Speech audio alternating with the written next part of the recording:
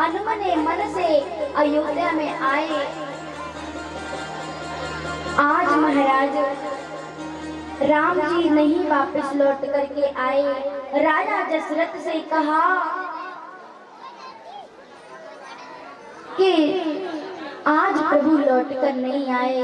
जैसे ही राजा दशरथ को पता चला प्रभु लौट कर नहीं आए तो राजा दशरथ ने अपने प्राणों को त्याग दिया।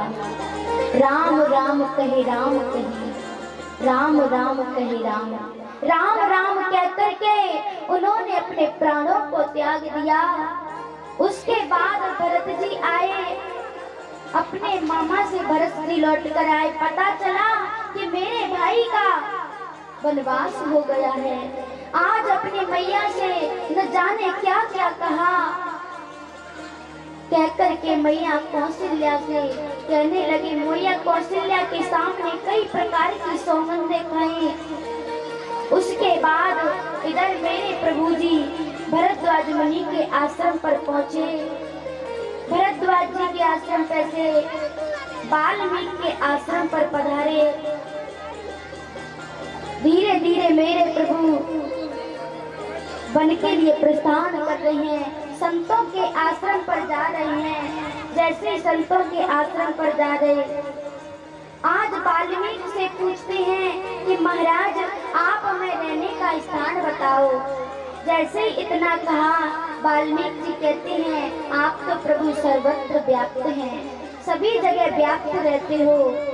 फिर भी उन्होंने जाकर के बताया, जाकर के सुंदर स्थान बताया। आज धीरे धीरे सभी स्थानों पर जाकर के मेरे प्रभु पंचवटी पर पहुंचे। पंचवटी पर जाकर के एक सुंदर पर्णकुटी बनाई और पर्णकुटी बनाकर उसमें रहने लगे। वहां पर रहने लगे तो पंचवटी पे महाराज किसका, पंचवटी पे आज शूर्पणखा आती है, अपना रूप बदल कर आई और भगवान से कहने लगी। भगवान ने देखा, भगवान ने कहा देवी आप कौन हो, क्योंकि शूर्पणखा बहुत रूप बदल के आई, सुंदर रूप। आज भगवान ने कहा कि देवी आप कौन हो, बोली कहा मैं एक नारी हूँ। बोले यहाँ पर क्यों आई हो, बोले मैं अपना पति ढूंढने के लिए आई हूँ। राम जी कहते हैं पति ढूंढने का काम तो माता पिता का होता है, फिर आप क्यों आई, बोले माता पिता ने तो बहुत ढूंढा लेकिन हमें पसंद नहीं आया। तब कहते हैं लेकिन आज तक तो नहीं मिला, लेकिन आज मिल गया। आज राम जी को देख करके कहती हैं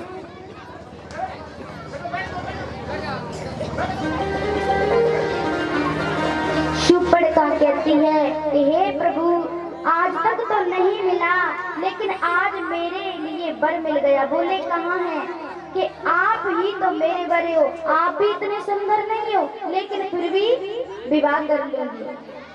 तब कहा, शूर्पणखा कहती है कि ये संयोग हमारे लिए तो रचा है, तुम सम पुरुष नमो सम नारी, यह संयोग रचो विध विचारी। आज पता है तुम सब पुरुष न मो सब नारी, इस संसार में न तुम्हारे समान पुरुष है न मेरे समान कोई नारी है। ये विधाता ने हम दोनों का संयोग रचा है, इसीलिए आज राम जी कहते हैं नहीं नहीं, क्योंकि ये पीछे बैठे हैं ना ये हमारी भार्या है। लक्ष्मण जी बहुत दूरी पर बैठे हैं, इतना कहा ये हमारी। अरे कहने लगे आप इतनी दुबली पतली, आप इसकी चिंता मत करो, इसका तो मैं नाश्ता कर जाऊंगी, नाश्ता कर जाऊंगी। राम जी ने कहा अरे महाराज हम तो काले हैं, गोरे गोरे बैठे हैं ना दूर पर, वहाँ जाइए वो आपको जरूर पसंद करेंगे, विवाह कर लेंगे। लक्ष्मण जी के पास भेज देते हैं। आज जाकर के शूर्पणखा अरे सुनते हो क्या?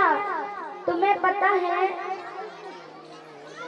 कि जो साबले साबले बैठे हैं ना, उन्होंने मुझसे कहा है, वो तो मुझे पसंद आए, लेकिन मैंने मना कर दिया कि तुम तो सावले हो, मैं तो गोरे से विवाह करूंगी। इतना क्या करके, क्योंकि राम जी ने कुंवारा बता दिया उनको।